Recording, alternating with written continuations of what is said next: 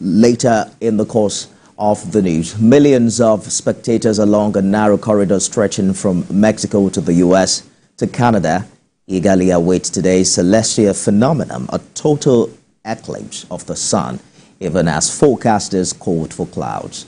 The best weather is expected at the tail end of the eclipse in Vermont and Maine, as well as New Brunswick and Newfoundland.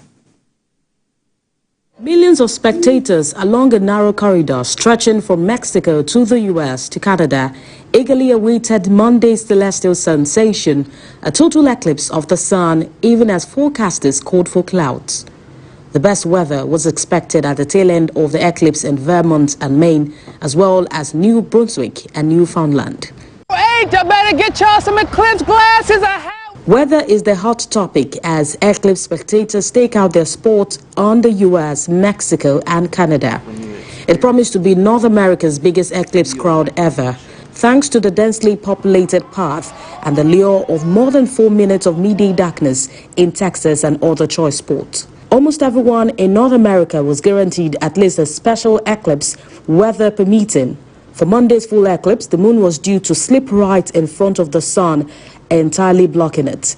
The resulting twilight, with only the sun's outer atmosphere corona visible, would be long enough for birds and other animals to fall silent, and for planets, stars, and maybe even a comet to pop out.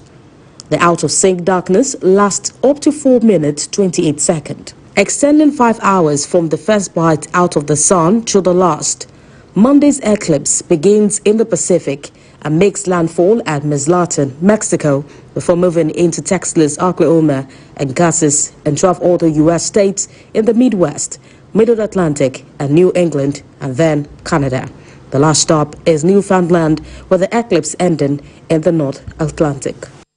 It will take just 1 hour, 40 minutes for the moon's shadow to race more than 4,000 miles across the continent. Eye protection is needed with proper eclipse glasses and filters to look at the sun, except when it ducks completely out of sight during an eclipse. Experts from NASA and scores of universities are posted along the route, poised to launch research rockets and weather balloons and conduct experiments. The International Space Station's 7 astronauts also will be on the lookout 270 miles up. Let's return now to our coverage.